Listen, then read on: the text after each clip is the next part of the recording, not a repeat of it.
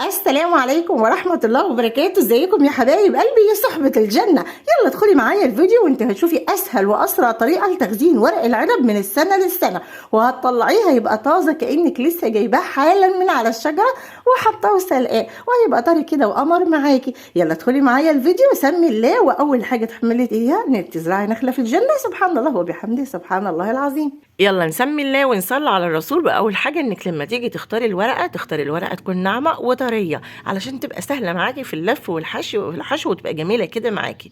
وهنعمل ايه هنا؟ مش هنعمل اي حاجة يا حبايب هنا غير ان احنا هنجيب استرتش راب ونعمل ايه، نقطعه بالطريقة اللي انتوا شايفينها ديت، ونبتدي نحط كل حبة مع بعضهم. مش لازم الحبة اللي انت تستخدميهم كلهم مرة واحدة، على حسب الكمية اللي انت عايزة تستخدميها. كل مرة تحطي الكمية اللي انت عايزة تستخدميها بالطريقة اللي انت شايفاها ديت قدامك، وتبتدي بقى تظبطي الورقه بتاعته وتعمليها وتحاولي تخليهم مرصوصين فوق بعض بطريقه حلوه كده، بحيث ان انت لما تيجي تطلعيهم وتسلقيهم ما شاء الله يفكوا ويبقوا قمر القمر. بصراحه النتيجه دي اعتمديها، انا جربتها سنه واتنين، وبصراحه ما شاء الله اخر جمال واخر حلاوه وقمر القمر يا بنات. هتعملي ايه؟ هتجيبي الورق بالطريقه اللي انت شايفاها دي كده زي ما انت شايفه، تحطيهم فوق بعضهم وتبتدي تقفلي عليهم وتبتدي تلفي كانك بتعملي صباع محشي بالظبط زي ما انت شايفه. بس اهم حاجه قفلي الجوانب كويس، ما تخليش اي هواء يدخل لهم زي ما انت شايفه. اضغطي وانت بتلفي ولفي كويس زي ما انت شايفه كده اهو. وما شاء الله تبارك الله يا بنات. الطريقه دي تحطيها بقى في الديب فريزر، بتقعد من السنه للسنه، ولا بتتكسر ولا بتتقطع ولا بيجرى لها اي حاجه ابدا. انا لفتها السنه اللي فاتت واللي قبلها، وكل مره بطلعها بتكون زي ما يكون لسه جايباها دلوقتي حالا. بتطلعيها وتستني بس دقيقه واحده عشان تعرفي تفكي الاسترتش من حواليها، وتنزليها في ميه سخنه. هتلاقي اللون بتاعها اخضر زي ما هو بالظبط، وهتبتدي تلاقي اللون يتحول للون البني وكانك لسه جايباها دلوقتي حالا. الورقه طريه ونديه كده وجميله وسهله وانت بتلفيها. يبقى ما شاء الله تبارك الله هنعمل حياتنا بمنتهى البساطه وبمنتهى السهوله. وزي ما احنا متعودين مع هنا، طول ما اذكارك ملازماكي طول ما بركه ربنا معاكي. هتعملي ايه؟ البركه بتجيبها منين؟ من صلاتنا الصباحيه ومن دعائنا التحصيني، وبنحسن الظن في الله وبيكون عندنا يقين في الله بان النهارده هيكون يوم جميل. النهارده وبكره وبعده وكل ايامي وايامكم جميله ببركه رضا ربنا علينا يا بنات. شوفوا ما شاء الله تبارك الله اهو، بمنتهى السهوله تلفيها كانها صباع محشي بالطريقه دي، وهتلاقيها ما شاء الله قمر القمر معاكي. ربنا يا رب يجعل ايامي وايامكم كلها جميله، اللهم امين. ربنا يشرح قلبي وقلبكم يا رب بالاذكار وبالادعيه وبالحاجات الجميله. رب اشرح لي صدري ويسر لي امري واحلل عقده من لساني يفقهوا قولي. استغفر الله الذي لا اله الا هو الحي القيوم واتوب اليك. الله الله ربي لا اشرك به شيئا، لا اله الا انت سبحانك اني كنت من الظالمين. حاولي تهوني على نفسك لو كنت ست بيت موظفه، او لو حتى كنت ست بيت موظفه. شفتي؟ اي نعم احنا لسه في رمضان والصيام معسل ولا ايه مش عارفه. لو كنت ست بيت او كنت موظفه، لو كنت موظفه بتهوني على نفسك الوقت، ولو كنت ست بيت لو صاحيه متاخره هتقدري تلحقي نفسك وتعملي احلى ورق عنب بقى متظبط كده، تطلعيه يدوب من الفريزر وتستخدميه في نفس الوقت على طول. خلوا حياتكم سهله وبسيطه، ما تصعبوش اي حاجه عليكم، وبرده فرزي بالكميات اللي تناسبك بس، ما تروحيش تجيبي كميات كتيره وتفرزي وخلاص. خلينا كده يا بنات نعيش كده برضا وبسعاده وببركه. اهم حاجه البركه يا بنات، والبركه زي ما برضه متعودين طول ما اذكارك ملازماكي طول ما بركه ربنا معاك كده ما شاء الله.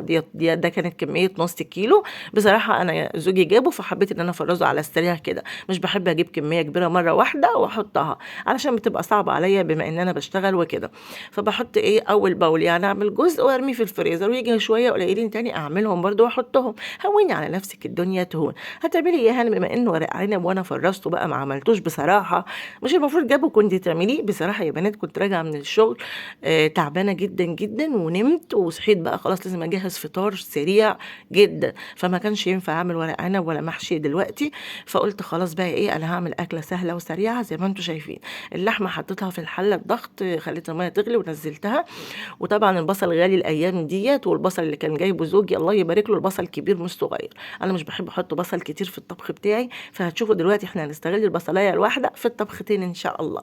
وهنعمل هتعمل اضافه حلوه جدا للاكله بتاعتنا، هتزود الاكله بتاعتك وتديها برضو بركه، وولادك هيحبوها وهترضي كل الاذواق. بس خليكي معايا، انت لسه معايا. يلا هنقطع بقى نص البصله من فوق مربعات صغيره علشان نحطها في الطبخه بتاعتنا. يلا لو انت كنت موجوده معايا لحد دلوقتي بالله عليك انزلي اعملي لايك يا قمرايه. اللايك مش هيخسرك اي حاجه، لكن هيرفع الفيديو ان شاء الله ويوصل لاكبر عدد، وان شاء الله قناتنا تكبر بيكم وليكم ونبقى احلى اخوات في الجنه، وان شاء الله نكون كلنا متحابين في الله باذن الله. خلاص كده تمام. هنحط بقى في الميه بتاعتنا قرن فلفل وطماطمايه زي ما انتم متعودين، الشوربه العاديه بتاعتنا، والبصلايه اهو. النص اللي فوق قطعته للطبخه، والنص اللي تحت هقطعه اهوت قطع كبيره شويه للشوربه. يعني خليكي قروبه وخليكي شاطره وخليكي ست بيت شاطره وست بيت قروبه ونصحى كده ان شاء الله ودبري بيتك. هنعمل ايه؟ حطينا سمنه اهو على زيت وشويه كم ورق لورا كده برضو نحطهم. نبهر بقى يعني الشوربه بتاعتنا من الاخر زي ما احنا متعودين. شويه فلفل اسود، كم حبه حبهان، على كم ورقه لورا، والبصله والطماطمايه وقرن الفلفل. يعني ظبطي دنيتك، ادي كم حبه حبهان اهيت. ويلا واحنا بنعمل الشوربه بتاعتنا اللي كلنا متعودين عليها وبتطلع مننا احلى شوربه باذن الله، ندعي لنا ولجميع المسلمين الاحياء منهم والميتين. اللهم بارك في عمر امي هي وجميع امهات المسلمين، وارحم ابويا واغفر له وجميع اموات المسلمين. اللهم اشف مرضانا ومرضى المسلمين، وارحم موتانا وموتى المسلمين. اللهم امين يا بنات، اللهم امين. اللهم ارزق كل مشتاق الذريه. ام محمد حبيبتي من السعوديه وردينا، ربنا يرزقكم الذريه عاجلا غير اجل يا رب العباد. اللهم فك كرب كل مكروب وسد دين كل مديون يا رب العالمين. يا بنات الدعوه بظهر الغيب جميله جدا، ندعي لبعضنا وكل اللي حوالينا بظهر الغيب. سبحان الله، الملائكه هتقول لك ولك مثل ولك مثل ولك مثل. الايام دي لسه برضو احنا مكملين على نفس العهد. اللهم انك عفو تحب العفو فاعف عنا، اللهم انك عفو كريم تحب العفو فاعف عنا.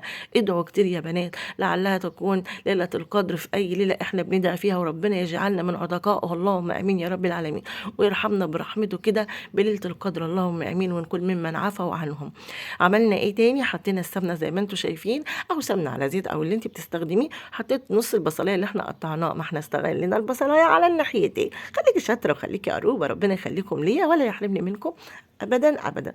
عندنا ايه؟ عندنا كل حاجة مجمدة النهاردة، كل دي التفريزات اللي عملناها قبل رمضان. كل سنه وانتم طيبين. والله يا بنات نفعتني جدا جدا جدا، اعتمديها في رمضان وغير رمضان، هتسهل عليك الدنيا. البصل يا دوب دبلت معايا، نزلت بكيس من الطماطم اللي كنت مفرزينها مع بعض. ما شاء الله جميله جدا جدا يا بنات. انا ان شاء الله باذن الله هعتمدها ان انا كل شهر اجيب كميه اعملها للشهر كله، لان بصراحه بتريح جدا جدا. شويه ملح بقى، وايه كمان، وحبه من السكر علشان نعادل الحموضه بتاعه الطماطم، حبه صغيره بس علشان تبقى الطماطم بتاعتنا قمر القمر. واللي هناك ده كيس البسله اللي احنا برضو فرزناه، بسله مع جزر مع بعض، وما شاء الله قمر القمر. طب هتعملي ايه؟ الاكله بتاعتنا هنزودها، هنخليها اكتر واطعم واحلى، وهنرضي كل الاذواق. في ناس قالوا لي عايزين بطاطس يا ماما، وفي ناس قالوا عايزين بسله يا ماما. فقلت والله ما انا مزعلاكم انتوا الاتنين، بس مش هعمل حلتين، انا يا دوب ايه امشي نفسي كده، خليكي قروبه برضو. فعملت ايه؟ جبت حبه من البطاطس وقلت هقطعها كده واقشرها واقطعها وهحطها مع البسله. يبقى انا كده اللي عايز بسله ياكل واللي عايز بطاطس ياكل، وهم حرين بقى. انا اعمل لهم ايه يا اختي؟ ما انا باجي من الشغل تعبانه، ربنا يصلح حالهم وحال جميع اولاد المسلمين، اللهم امين. يبقى ايه؟ هنزود اكلتنا. لو ما شاء الله تبارك الله الكميه اللي عندك بتاعه البسله مش كفايه، زوديها بحبايه بطاطس، هتديكي بركه ان شاء الله. وطول ما انت واقفه خلي لسانك ذاكر ذاكر ذاكر. طول ما انت واقفه ازرعي نخله في الجنه، حطي قدامك اي لون اخضر زي ما انت شايفه كده، وطول ما انت شايفه قولي سبحان الله وبحمده سبحان الله العظيم، سبحان الله وبحمده سبحان الله العظيم. استشعري كده ان انت بتزرعي نخله. قولي استغفر الله الذي لا اله الا هو انت لا اله الا هو الحي القيوم واتوب اليه. استشعري ان انت بتستغفري من كل ذنب ممكن تكوني عملتيه. قولي لا اله الا انت سبحانك اني كنت من الظالمين. استشعري ان اي هم او اي غم ربنا هيزيله عنك زي ما زالوا عن سيدنا يونس، وكذلك نجيناه من الغم وكذلك ننجي المؤمنين. لما تحسي انك مخنوقه كده قولي الله الله ربي لا اشرك به شيئا، هيفك عنك اي كرب انت فيه.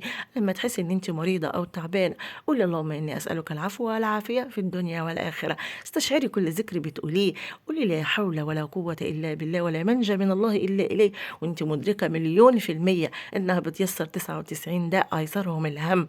يعني قولي كل ذكر وانت مستشعرة أجره كده، هتلاقي نفسك سبحان الله جميلة وطيبة وهادية، وهتلاقي سبحان الله النفس بتاعتك كده، نفس كده سبحان الله بترقى إلى الله عز وجل، وتلاقي يومك جميل وكل حاجة بتعمليها في ايديكي كلها بركة. استشعري النية ان انت وانت واقفة دلوقتي عمالة تجهزي أجر إفطار صايم، بتفطري أولادك وزوجك، بتاخدي أجرهم كلهم، وبتاخدي أجر كلكم راع وكل راع مسؤول عن رعيته. ما شاء الله تبارك الله. لما تعملي لأولادك الأكلة فيها الحاجتين اللي هم بيحبوها، اللي بيحب البطاطس هيفرح، واللي بيحب البسلة هيفرح، يبقى إدخال على السرور على المسلم برضه هيحبوها. يعني في كل الأحوال أنت مفرحة كل اللي حواليك. ربنا يخليكم ليا ويديمكم نعمة على قلبي.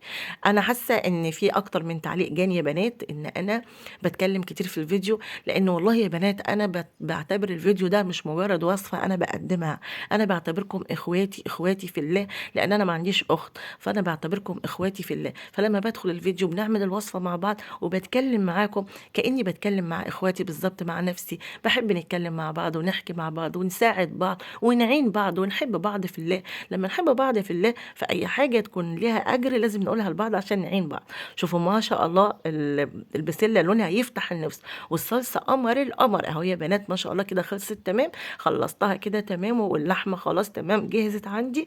بتاخد ربع ساعة في الحلة الضغط، فضل ونعمة من عند ربنا. طبعا انا ما كملتش الفيديو معاكم لان البطارية خلصت، وانا ما كنتش عارفة ان الفيديو مش بيسجل. الحمد لله قدر الله ما شاء فعل. دي سمنة بلدي كنت مسيحاها، شوفوا قمر القمر. لو حد عايز يعرف طريقة ازاي اسيح السمنة يبقى يقول لي، وانا منزلها لكم في فيديو ان شاء الله اطلبوها مني. هنملح بقى اللحمة بتاعتنا. عملت ايه جنبها؟ عملت رز حبة وحباية، وحطيت مخلل. بصراحة ما عملتش سلطة ولا حاجة. يلا لو وصلت لحد هنا وان شاء الله يكون ليا قبول عندها، يا ريت تنزلي تضغطي على كلمه اشتراك اللي باللون الاحمر، وتفعلي زر الجرس على الكل عشان يوصل لك كل جديد يا ستي الكل ان شاء الله. ويشرفني وجودك معايا، وان شاء الله القناه دي هتبقى قمر بيكم وهتبقى حلوه بيكم، وان شاء الله كلنا ناخد بايدين بعض باذن الله ونكون صحبه الجنه باذن واحد احد.